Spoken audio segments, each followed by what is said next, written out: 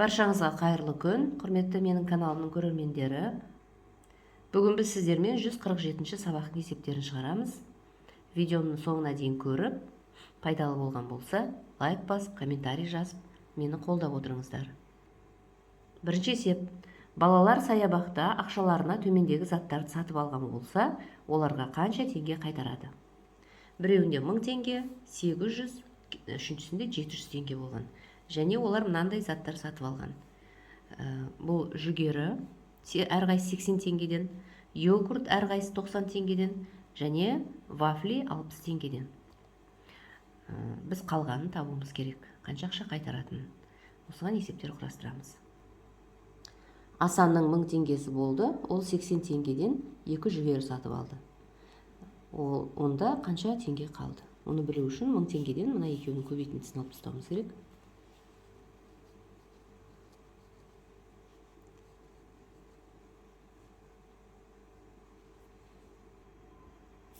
Екеуінің көбейтіндісі 160, демек ол 160 теңгені жұмсады, оған 840 теңге қайтарады.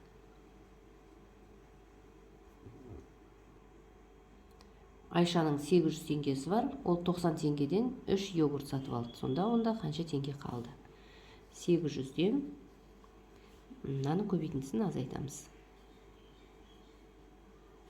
90 мен 3-тің көбейтіндісі 270-ге тең, 800-ден 270 азайтсақ, 530 теңгесі қалды.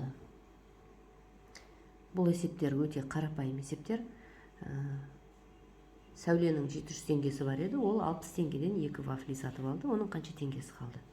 Ол үшін алдағы есептер сияқты әуелі көбейтіп аламыз, сосын 700-ден азайтамыз, сонда онда 880 теңгесі қалады. Екінші есеп, А бөлігі. Саябаққа кіретін балалар билеті 70 теңге, ересектер билеті одан 30 теңгеге қымбат. Саябаққа кіру үшін 2 ересек адамнан және 3 баладан тұратын отбасы қанша теңге төлеуі қажет? Есептің қысқаша шартын осылай құрастыруға болады. Әуелі біз бұл жерде ересектердің билетінің бағасын біліп алайық. Ол дегеніміз 30 теңге қымбат болса, ол 100 теңге болғаны. Енді бізде 2 ересек бар. Әрқайсысы 100 теңгеден болса, ол 2 ересекке 200 теңге төлеген. Балалар бізде үшеу, әрқайсына 70 теңгеден төлесе 210. Енді 200 бен 210-ды қоссақ, барлығына 410 теңге жұмсайды екен. Ә бөлігінде саябақтағы күлкі бөлмесіне бір отбасы 125 теңгелік 2 ересектер билетін және 80 теңгелік 5 балалар билетін сатып алды. Ересектер билетіне қарағанда балалар билетіне қанша теңге артық төленді? Неше теңге артық немесе неше теңге кем екенін табу үшін біз көптен азды азайтуымыз керек. Бізде бұл жерде балалардың билетінің құны көп болып тұр. Сондықтан бірінші осыны тауып алайық. Ол үшін бір билет 80 теңге болса, 5 билет қанша тұратынын білу үшін 80-ді 5-ке көбейтеміз. Одан азайтуымыз керек мынаны табу үшін. Ересектердің билетінің құны. Ол үшін 125-ті 2-ке көбейтеміз. 80 мен 5-тің көбейтіндісі 400-ге тең. Мына жерден 250 шығады. 400-ден 250-ді азайтқанда 150 теңге балалар билетіне артық төлеген. Үшінші мысалда амалдарды баған түрінде жаз және тек есепте деген тапсырма берілген. Сіз егерде оқушы болсаңыз, бұл тапсырманы өз бетіңізше орындап болғаннан кейін салыстыру ретінде видеоға қарасаңыз болады. Бірінші өрнектің мәні 183-ге тең болды. Екінші өрнектің мәні 662-ге тең болып шықты. Төртінші, төмендегі өрнектерге есеп құрастыр және оларды шығар. Мына жерде суреттер беріліпті бізге. Мынаны енді обруч дейді ғой, біз оны қазақшалап шеңбер деп алайық.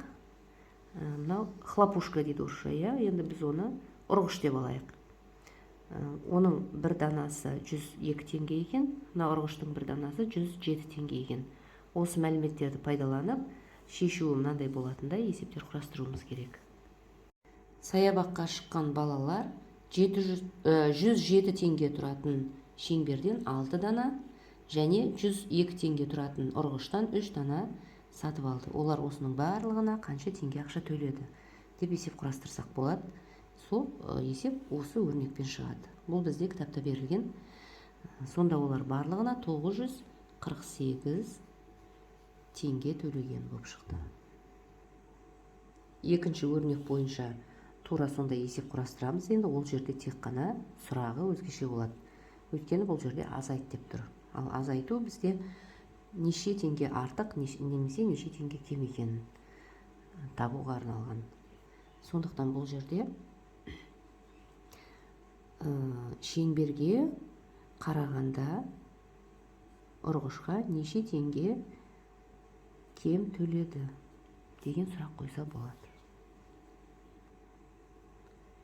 Мына жерде 642, мына жерде 306. Енді 642 мен 306-ның айырмасы 336 теңге ұрғышқа кем ақша төлеген. Бесінші. А бөлігінде диаграммада қиял әлемі саябағындағы аттракциондар түрі және саны туралы мәлімет берілген. Диаграмма бойынша сұрақтар құрастыр. Бұл енді өткен сабақтарда да болған осындай тапсырма. Бұл өте оңай. Мысалы, қиял әлеміндегі саябақтағы аттракциондарға қанша бала келді деген сұрақ қойға болады. Оның жерде тұр балалардың саны. Мысалы, 9 бала келді деп жауап береміз. Немесе отбасылық аттракциондарға қанша адам отырды? Оны диаграммаға қараймыз да 17 адам отырды деген сияқты сұрақтар қойып жауап беруге болады. Енді ә бөлігінде диаграмма бойынша есептер құрастыр және оларды шығар дейді. Бұл жерде ең қарапайым барлығын табу деген сұрақ қойсақ жеткілікті. Мысалы, қиял әлемі саябағындағы аттракциондардың балаларға арналған аттракционға 9 бала отырды, отбасылық аттракционға 17 бала отырды және экстремальды аттракционға 25 кісі отырды. Сонда осының барлығына неше кісі отырды деген сұрақ қойып есеп құрастырсақ болады екен. Үш мәліметті бір-біріне қосамыз.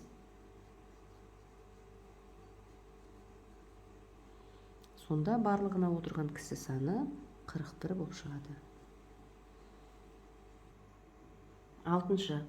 Дұрыс теңдіктер шығуы үшін қажетті жерлерге арифметикалық амалдар мен жақшаларды қой. Әрбір теңдікке сәйкес суретті түсіндір. Саябақта демалу мәдениетін қалай түсінесің? Мінекей мына жерде 17 шығу үшін мына жерге амалдар таңбасын қою керек. 9, 52, 24 шығу үшін жақшаларды да қойға болады. Әуелі біз көбейтуді орындайық. 3 пен 4-ті көбейтсек 12. Енді 12-ге 5-ті қосқанда ма, азайтқанда 17 шыға ма? Әрине қосқанда. Келесі 9 шығу үшін 3 пен 7-ні көбейтіп алайық. 21 болды. Енді 30-дан 21-ді азайтсақ 9-ға тең. Келесі 52 шығу үшін қосу амалын орындайық. Және көбейту амалын орындайық. Мына жерде бірінші көбейту орындалып кетеді. 32 болады. 32-ге 5-ті қоссақ 52-міз шықпай қалады. Сондықтан біз бұл жерде жақшаны пайдаланамыз. Екеуінің қосындысы 13-ке тең. 13-ті 2-ге көбейтсек 52-ге тең болып шықты. Келесі 24 шығу үшін әуелі 20-ны 5-ке бөліп алайық. 4-ке тең болды. Енді 4 пен 6-ны көбейтсек 24-ке тең болып шықты. Жетінші тапсырма, бұл логикалық тапсырма екен. Қорапта түрлі түсті қағаздан жасалған 8 қызыл, 4 көк және 4 жасыл түсті ойыншық жатыр.